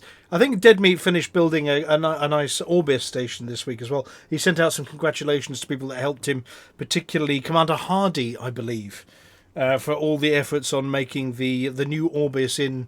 Oh, I was an LHS or something like that. Go on then. We've got... So, if the quick answer's not question, 5 billion... What? Well, the quick question, I mean, when you say how much does one of these cost, we don't know what upgrades that ship's got or anything. Oh, I was basic going costs. to... The best answer there was the one that said 5 billion plus the weekly upkeep. Yeah, I was going to I put... said all you have and more each week, so... I gave a point for that. I was going to put... I completely forgot to put stock. I had thought of that earlier in the week and then forgot to add it to the question, too. Okay, next one. Which number are we on? We're on number 7? You're on number 8 now. 8 now, yeah. 8 of 9. What is this? Yeah, this feels like a trick question. Again, if you know something about what it is, then you can get points for that. You don't have to be exact. I think I'm just glancing at my other screen here, where I've got the old Thargoid news with the ship identification chart on it. Hang on. Yes. In a Bushman, I merged. If you said 5 billion and change, I would have merged it into 5 billion. Yeah, you did. You got points for that in a Bushman. Yeah. I said 5 billion plus upkeep, and I think I was in the yeah. There were many variants on 5 billion in the answers there. I merged them. This is why we need multiple gradings, right, so now, people can do that. If you answer, it's the grinder from inside my sink that eats spoons. That's not right. Or like at the beginning of Heroes, like her fingers. Oh, I remember that. Yes. Oh, the first season of Heroes promised so much, and then it went wrong. It was really disappointing, wasn't it? I know, we wanted him to become anyway epic when he did. Yeah, anyway, blinking out. In 10 seconds. Here we go. Yeah, that's exactly what happens when you shoot them, or they shoot you back, and then detonation happens. Boom! That gives me goosebumps every damn time. Well, it's not a Cyclops, even though it's only got one eye, and it's not a basilisk. Pink. I don't know the pink ones. It's a pink one. What? Is it a cross one? Oh yeah, you No. can't tell what colour it is. No, I can't tell what colour it is. It's Purple one. It makes gnarly noises at you, and you know. My cup runneth over with delight, but let's fill I it up. don't know the individual names. Definitely a Thargoid interceptor. I merged half of them. I thought let's move on rather than merge absolutely. Murder Daisy. Yeah, it's definitely a Murder Daisy. Beware of the flowers, because they're going to get you. Yeah, as the man says. One of yes, them's garden plants. Yes, especially for Nem, that one. That as well. But yeah, that was a Medusa. Okay. And last question. I could have also gone with the Far God, couldn't I? The last question is, in tons, how much cargo do you think these will hold? Ooh. Well, that's a bit of an open question, isn't it? Yep, it's completely open. The correct answer to this is, as long as it's a number, it could plausibly have been what you think. So. All of it. More. Lots. A plethora. How about the word plethora? Plethora is brilliant. A plethora of cargo. But is it a number? Well, a plethora is a number, yes. Well, what if somebody puts pi tons? Pi. Oh. It really That's depends a number. on how it's configured. I want to rig mine up like a honey badger and make it dangerous. I'm going to rig mine for mining. Just land it on somebody's foot. That's pretty dangerous. Yes.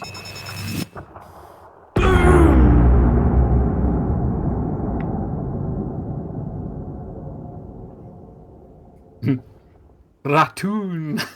A ratoon, yes, with little extra bits.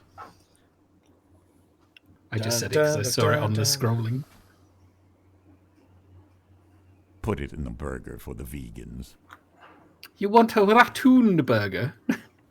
Yes, with little spindly bits out the side. For the vegans, yeah. For the vegans, for the mug. And this is the selection of the types of answers we had, including some merged ones, of course. But... You reckon it'll be in the thousands, really? No.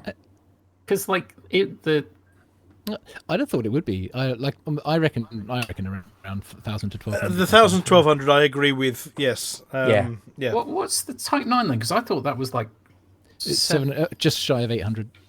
Oh, no, I mistyped. I think I pressed the wrong number. I meant to press 8s. Depends if you've got shields or not. Well, this is the other thing, isn't it? Imagine Some hull bad tank. fix If for it takes all those cargo bays, imagine hull tanking that bugger. You could make it. Oh, I mean, oh wow, you know what I mean? Whoa, hull tank one, yes. Right, final scores then. And I should probably actually have checked the username list. Because they need approval before they get shown. So, oops, yeah, and Dead Meat, you're disqualified for pushing as usual. We need a countdown. Have we got a countdown? Have we got a countdown to the scores? Is it a couple seconds? Hold on. There we go.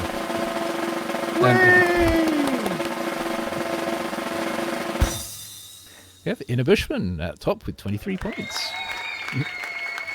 And joint second, 21 on Flossy.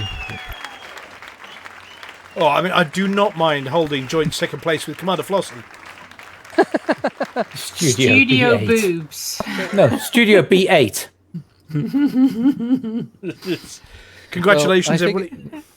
Yeah, I figured everyone was relatively good and didn't put too many rude answers, so there we go. Congratulations, everybody. Well, that was a test of the new picture round section.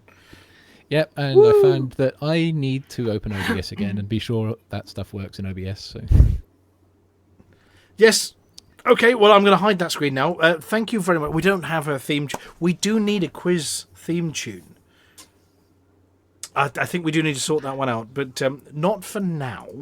But thank you very much, Vulkarius. Picture round, I think, is a resounding. I think we'll give it an 80%. Should we give it an 80%? Picture round. I do like picture round. Yeah. Yeah. 80% because, yes, occasionally it needed kicking to make the pictures appear on the master it was screen. lucky. Yeah, it was very lucky. I kind of anticipated something like that, and I had quick links for the pictures ready to push them out to the general presenter. You're a clever bugger, aren't you, sometimes? It's yes. Right. Okay, well, should we move on? Amelia, before you got to Scarpa, because you now have... 25 minutes, I'm good. Oh, you're good. Well, I don't know how long this takes to read. It's not going to take 25 minutes. Did you check it? Actually, it's not a long one. It's not a long one. So this is specially for Commander Nem, because we sent you to go and investigate things. Didn't we? Yes, we did. Right, I'm going to play. And Steve. I have no idea if it's going to work out of order, but let's give it a go.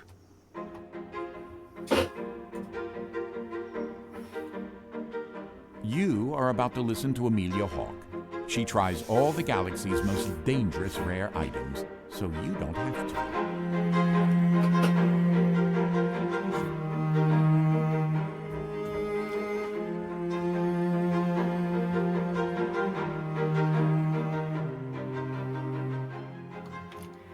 This is Amelia Hawke reporting for the Galnet Rares Digest. I do all the stupid shit so we can laugh at Steve. This week, I've been dispatched to Lashertha 1, a true Earth-like world in the Lashertha system. The name is no accident. Verdant biomes, breathable air, and just the right amount of gravity. The kind of place that makes you want to take off your boots and wander barefoot through the moss. Which incidentally is how several people ended up in hospital last year.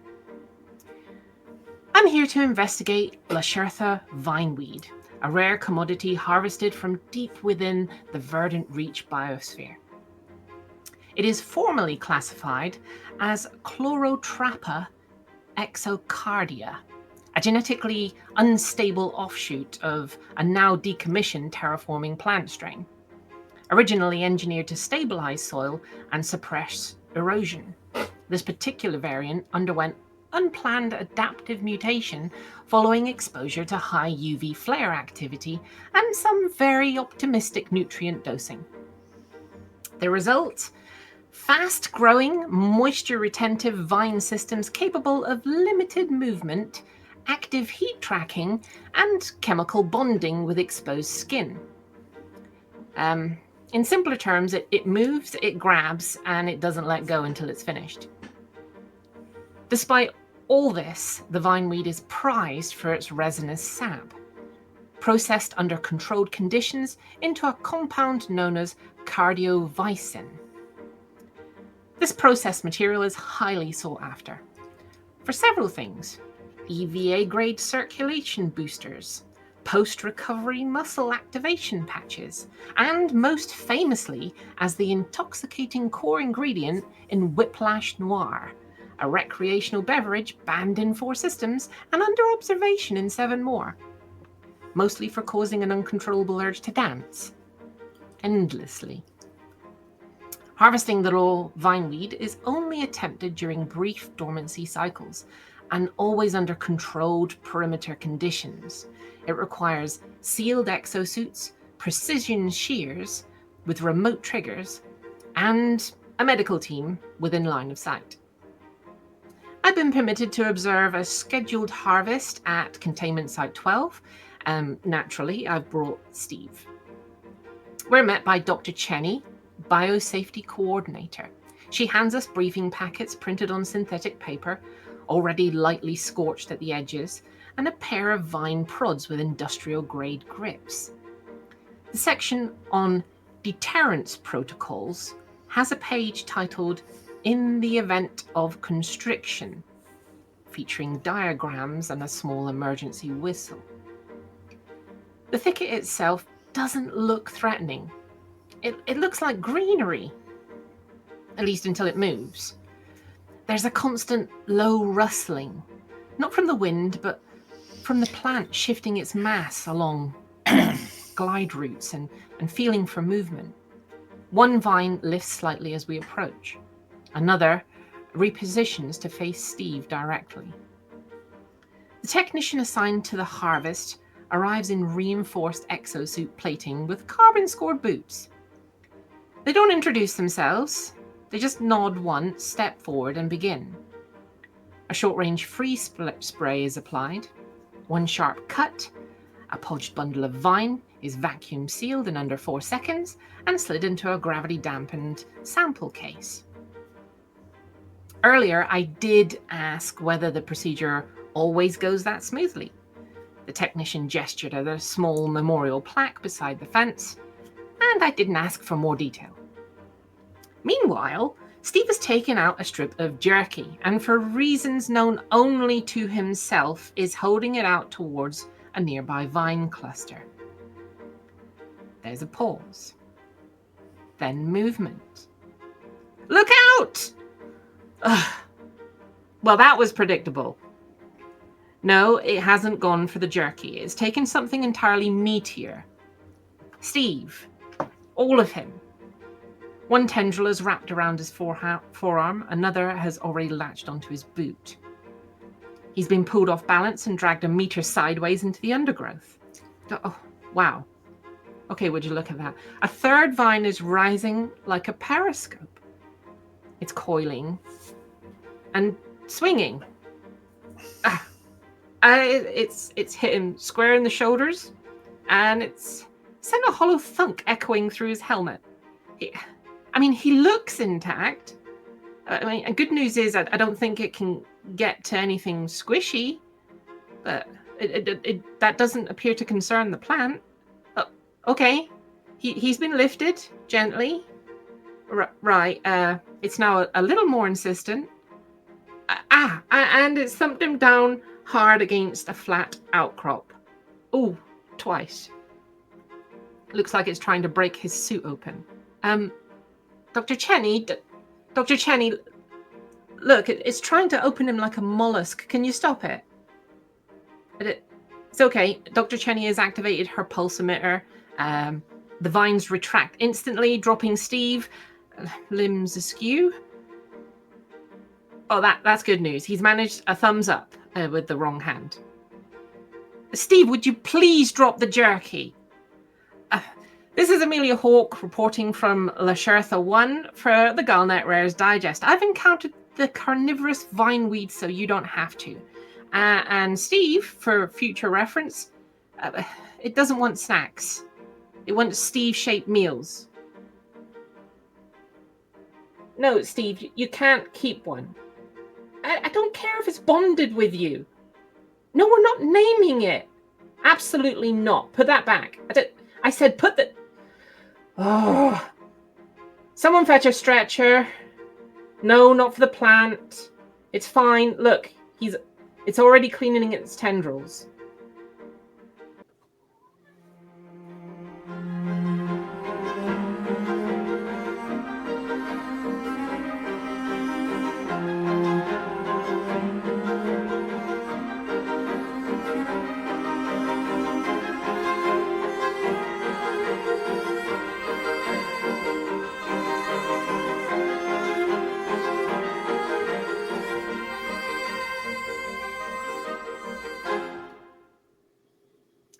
Thank you very much, Take Amelia. 25 minutes. Well, that's fine.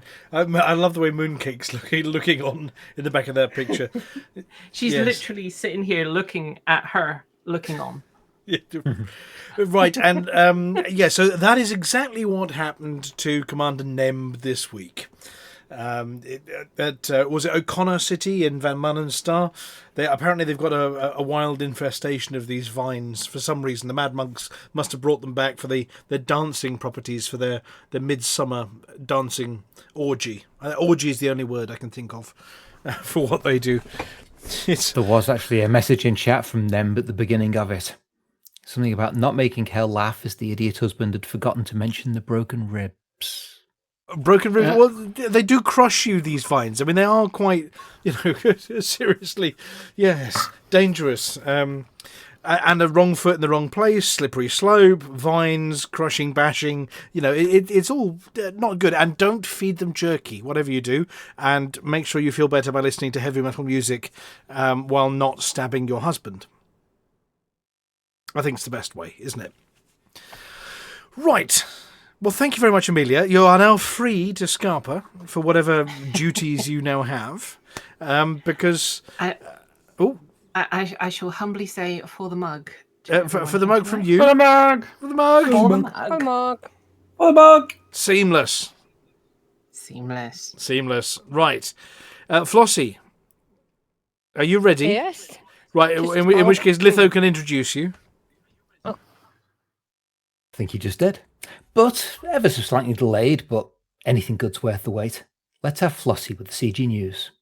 When the universe is in trouble, bug infestations in the bubble, your home station's burned rubble. What on earth can we do when your faction leader's a dog and your daily tasks are a slog? You're feeling like a used cog. What on earth can we do now? Interstellar initiatives. Let Flossy tell you what it is. Then you can get involved with this. You should listen to what Flossy says. Interstellar initiatives. Flossy tells us what she thinks it is. Then you can get involved with this. Now you should listen to what Flossy says. Listen to what Flossy says. What on earth can we do? Do what Flossy tells you to. What if she talks nonsense? Interstellar initiatives. Let Flossy tell you what it is. Then you can get involved with this. You should listen to what Flossy says. Now we heard what Flossy said. We can put this matter to bed. Just keep a voice in your head. Flossy told you what to do. Hello, Flossy here with this week's CG News. Last week's CGs. Support Edmund Mahon in Trade War finished short of Tier 5 with 188,111,232 units collected by 14,897 contributors. Support Nakato Kane in Trade War finished just past Tier 3 with 52,648,474 units collected by 4,552 contributors. Therefore, the winning side was Edmund Mahon. All contributors of both CGs received one each of 6A, 4A, 3A, 4D and 3D pre-engineered power distributors with both system and engine focused modifications. In addition to credits depending on success, tier achieved and individual contribution level. All contributors in top 75% or over also received a second set of power distributors. And power play supporters of Edmund Mahon received 40,000 merits and a Mahon power play banner cockpit customisation.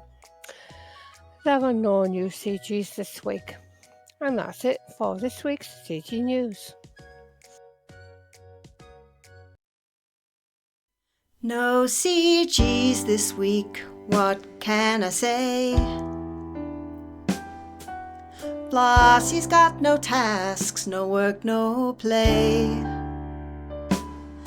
The galaxy's calm, no goals in sight. Just sit back and relax, everything's alright. No hauling, no fighting, no tasks to do. Flossy's got no news, it's all up to you. So grab a mug of gin, or maybe two. This week is quiet, no CGs for you. No calls for trucks, no missions to bring. Not a single thing, not a single ping. The stars are quiet, the stations too. Guess it's time to chill, nothing's on cue. No hauling, no fighting, no tasks to do. Flossy's got no news, it's all up to you. So grab a mug of gin, or maybe two. This week is quiet, no CGs for you.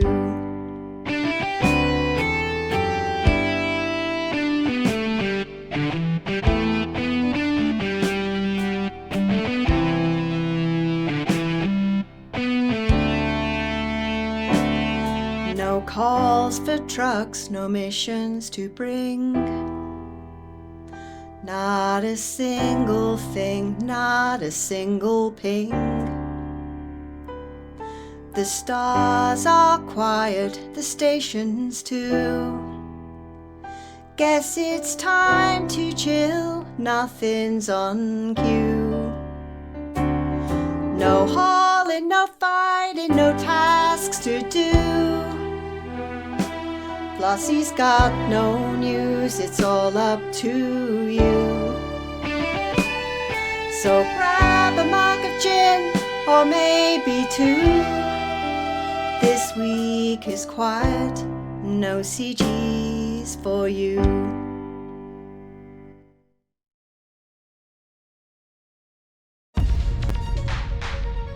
Galnet News Update, 5th of June 3311.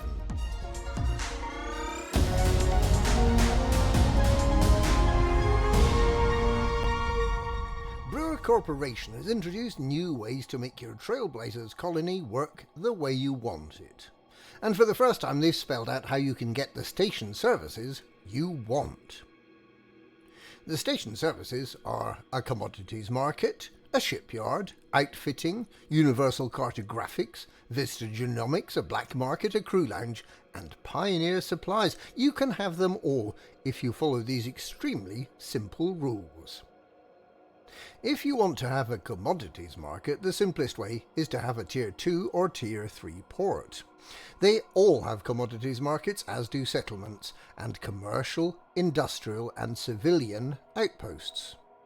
The only tricky bit is if you have a criminal, scientific or military outpost. If you want one of them to have a commodities market, you either need to have a comms installation or a relay station at the same planet, or a tourist installation or outpost hub anywhere in the system. If you'd like a shipyard, your system's tech level needs to be 35. That means you'll need to have been adding up all those blue chevrons and subtracting the red ones.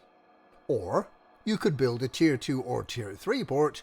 When you build one of them, the system gets elevated to tech level 35 immediately. There is another sort of planetary port, the little ones. These are classified as Tier 1 and they don't automatically get a shipyard. In addition to the 35 tech level points, your Tier 1 planetary port will need either a high-tech hub on the same planet or a military installation or an industrial hub anywhere in the system. If you have an orbital outpost, you can't have a shipyard, even though some of them have ship showrooms. It's just not fair, is it? What about outfitting? This also requires a tech level of 35 and it's also automatically provided at Tier 2 and Tier 3 ports. Military outposts get outfitting, as do Tier 1 industrial planetary ports.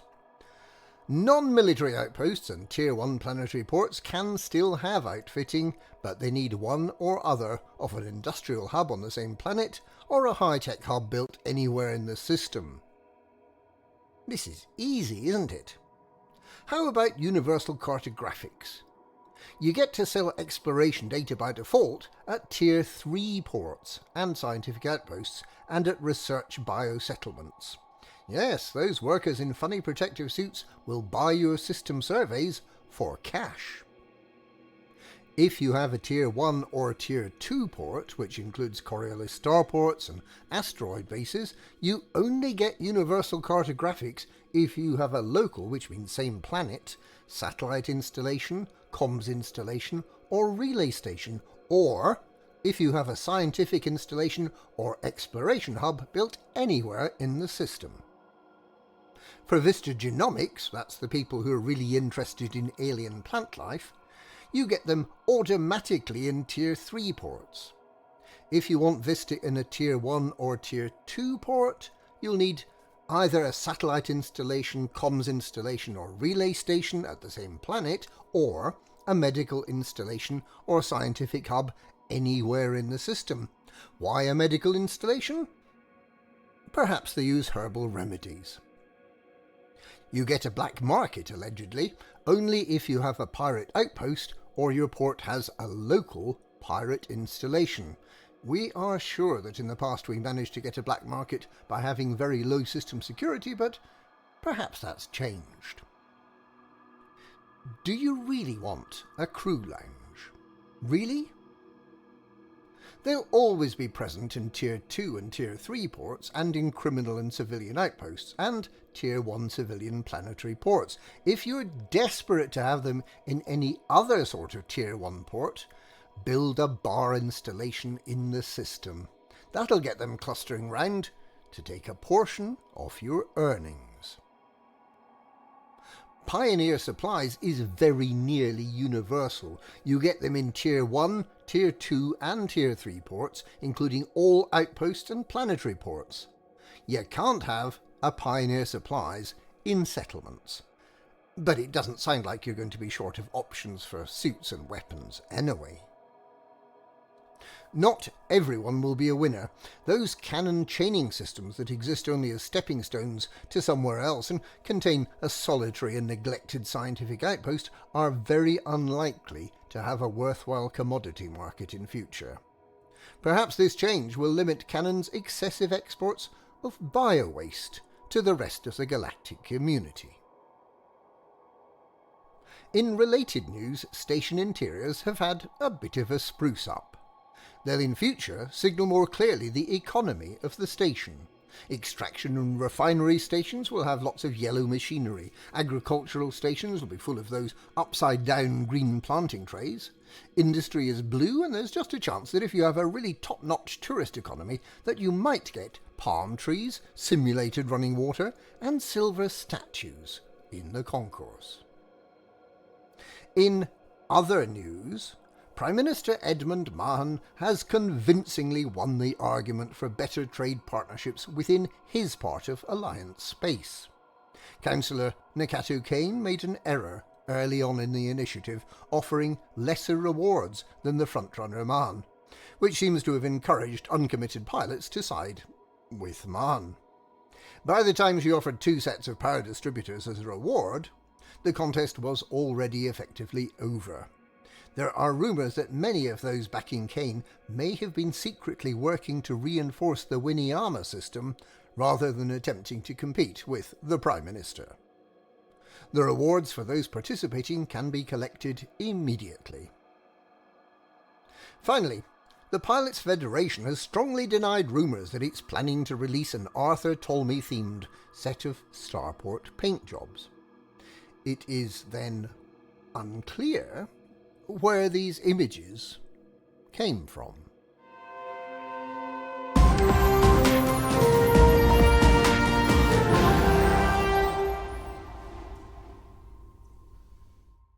Superb. That's possibly the best thing I've seen in a long... Not that all of it's not awesome, but the... Oh, my goodness. Wow. Yes. Well done, Commander Wotherspoon. That's awesome. Yes. Indeed. Chuck handgun-themed... Brilliant. I want one. Yeah. It'd make a fortune for the Pilots Federation. That'd be worth some marks. Oh, yes. So it turns out if you squash a picture of Arthur's face enough to fit 8 of them around a thing, he sort of looks a little bit like Vladimir Lenin. I was just thinking it looked like Lenin. I can sort of see that from a certain angle. Well, I mean, I noticed that our sister station, Lave Radio, did get a bit of a scoop because they had an interview with him on Tuesday. So, we wish we'd thought of it first, but we didn't. So we just have to attribute words to him that he never said, which is what we normally do. More fun that way. Yeah, much more fun that way. It's the Hutton way. We don't know yet whether he is going to be coming to ECM, though there is a possibility we might have to rebrand it from DaveCon to Arthur's Going Away Party. So from DaveCon to ArtGon. To ArtGon. Oh, yes. Very good. Anyway, there is some interesting news, courtesy for ECM, courtesy of Commander Millstone Barn. You've met Millstone, haven't you? Mm-hmm. Yeah, we all know Millstone. He's been around for ages. Anyway, he has been working for at a university, helping some of the youngsters there and forging the start of their careers. And one of the groups of youngsters there, I'm wondering, should I show this video? No, I'm going to save this video for another week. Anyway, one of the groups of youngsters there in their final year decided to make a VR version of the original Elite for their final year project. Oh, wow. The wireframe one. So you can actually put a floppy disk in your VR environment into a BBC Micro and then fire up in VR the original Elite from first principles as their final year project. And to much acclaim, they did it. They achieved it, and I've seen a video of it. Not only that, we managed between Millstone and I to send this video footage and the project details over to the Pilots Federation. Somebody called Dav. We know somebody called Dav, who sent it to somebody called Dom and somebody called Roger and somebody called David. Yes. And it's gone right up to the top, apparently. But the young man who came up with it is going to be coming to ECM, and we're giving him a stage slot and a space at the event to actually showcase how he managed to get the original Elite running in VR at ECM to actually have a go with. And he's going to go on stage and tell us all about the project and how he managed to get it working. From the stage during ECM as a special treat. And not only that, we've just told him he's going to be doing it in front of the technical director for Elite Dangerous and Dav and Dom. No pressure, mate. No pressure. No pressure at all. I was just sort of contemplating. The trouble is, it's only on YouTube, the video, and I've not downloaded it. So somebody remind me next week to download the video now that we've got permission to show it, so that we can show what's going to be happening at ECM. But it is it's a proper special treat, this one, because the work involved by these final year students is epic. It really is. I've seen it, and it is absolutely epic. And credit to them. If they don't walk away with top-tier degrees from the university, then I don't know what the world is coming to, because reverse engineering all of that and making it work in VR, it just, boggles my mind. But anyway, that's a special treat for those of you coming to ECM. ECM, 16th of August, later this year, over in Coventry. It costs the grand sum of £12.50 to come along. And you can pay for your own food, or you can join in on the big food with us. Lots of us going. We've way passed everybody who was coming last year in terms of numbers, despite a few dropping out. So we've got lots of newbies there as well. And Frontier Towers have confirmed that, yes, a Dav and a Dom and a Roger will be coming along. We don't know from the CM team yet. But we're hoping. But hey, look, some of them are going to be there, and they're really excited about touchscreen Artemis, which I will be using tomorrow and all weekend for the first time in anger at a stag do, would you believe? Oh. So Staggering. We have upgraded Artemis to Artemis Cosmos, which is the new version. And I believe, Vulkarius, you've been tinkering with it as well. I did. I fiddled with it. I'm a bit of a fiddler. I did actually manage to get some hooks into the mission you had in mind, including when the mission concludes, and at minimum I can write out to a file. I didn't get around to trying to live scoreboards. Are we talking live scoreboards? To a server. We are indeed. So the plan is after the mission, assuming only the server does it, I suppose. Exactly as you kind of saw earlier. With the scoreboard for the quiz, that we could have the Artemis system post the score for you live on the screen in the main room. Yeah. So if the died with all hands on board, yes, you can give the ship a name. So I can get the ship name, and however the mission in question, it was like number of stations defended, but however the individual mission considers the score will be the score. So. Yeah, that's the plan. That's the plan. No idea if it'll work, but that's the plan. Yeah. So yes, and there is obviously the potential that we can have two teams in the same instance in Artemis Cosmos as well, which I've been working on here with many computers to try and get two ships that in. Mission, yeah, looking at that mission details, it looks like it actually supports up to something like 8 ships, possibly 10. It's got like predefined slots for them. So it definitely 2, yeah. Anyway, although that would be the interesting case of a joint score, I suppose, because it's still a station defense. Well, we don't know what the files will output yet, but we may have to try one at the weekend. But basically, at the weekend on a stag do, we're going to be quaffing lots of something, Centauri Mega Gin, and attempting to play Artemis while half cut, and the groom, and it's actually not a stag do; it's a combination stag and hen do. So basically, we'll all be acting out of sorts all weekend. And playing cards against, and basically a mini ECM, but just for a wedding party. But yes, if you haven't yet signed up to come and join us at ECM, you can find details over at the website. Flossy, what is the website? It's elitecommunitymeet.info. Elitecommunitymeet.info. That's the one. And yes, you can bag your ticket. If you can come along just for the day, chuck £12.50 the tin. It's not commercial. No one's making any money out of it apart from charities. The costs are to cover the costs, and anything over and above that we give to charity. A little bit spent on the event, but we always do make a surplus. It was £5,030 off the raffle and the surplus last year, which is awesome. And basically we're going to kick back and have a laugh. So we're looking at you, all you people there out in Twitchland. Yes, bag yourselves a ticket. I know a bunch of you are coming already. And if you're not joining us in person, we do have the remote options, because we are going to be streaming Litho, aren't we? I believe so. Yeah, and we're going to have some remote participation by Page again on the Page fight. Mm-hmm.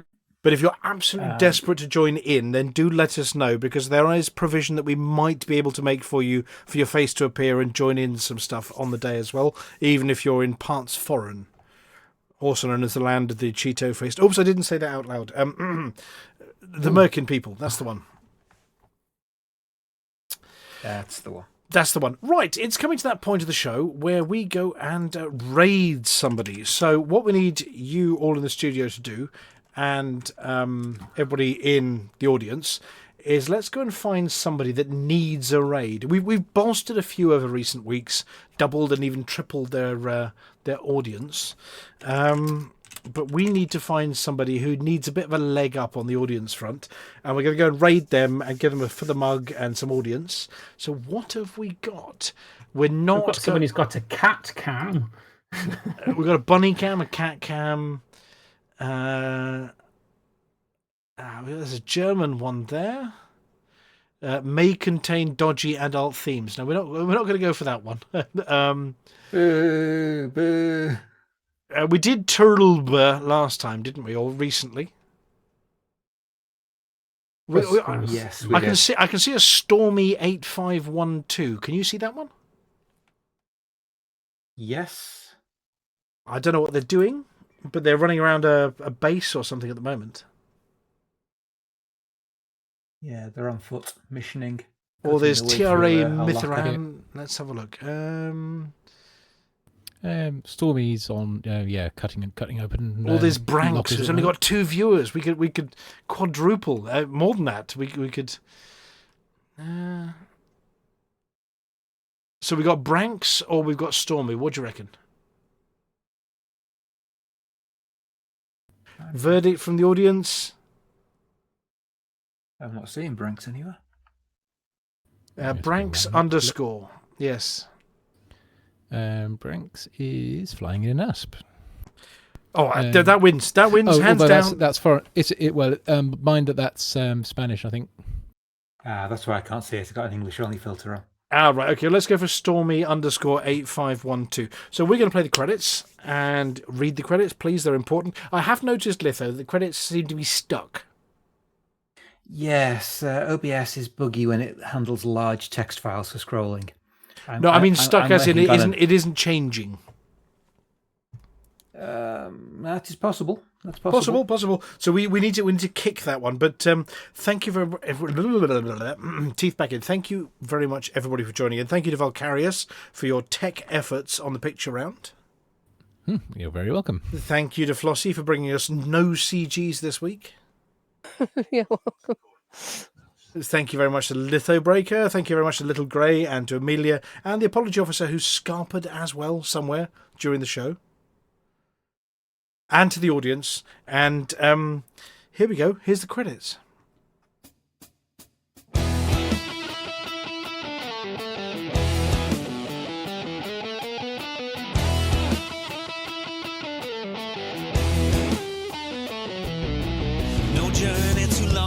Cargo too small.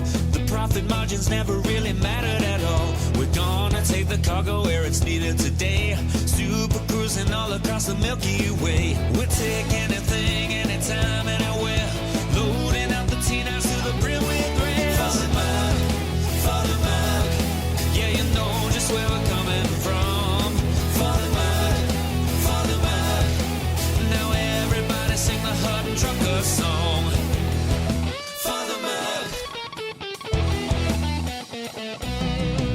Flossy always seems to crash into the sun.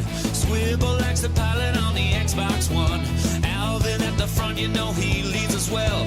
Trucking across the galaxy, now everybody yell. Follow the mug. Yeah, you know just where we're coming from. Follow the mug. Now everybody sing the Hutton Trucker song. Follow the mug. Yeah, you know just where we're coming from. Follow the mug. Now everybody sing the Hutton Trucker song.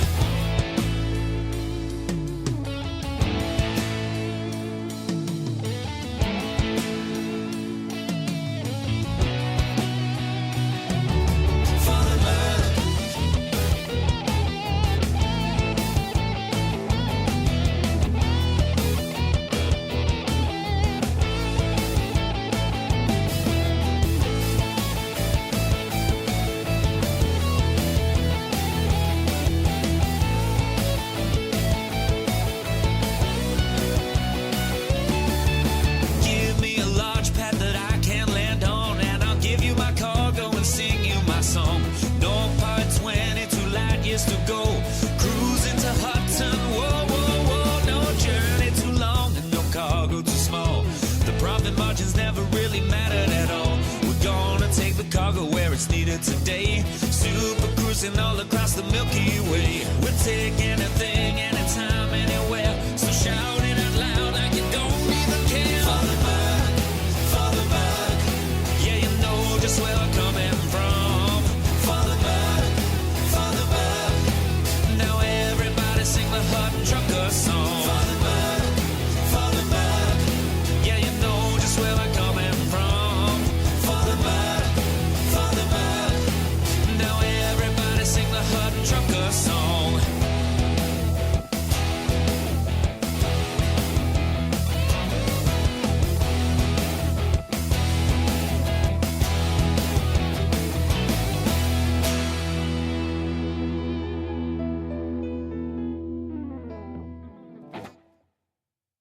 Well, ladies and gentlemen, that is the end of the show. Everyone's buggered off now, so why don't you bugger off too?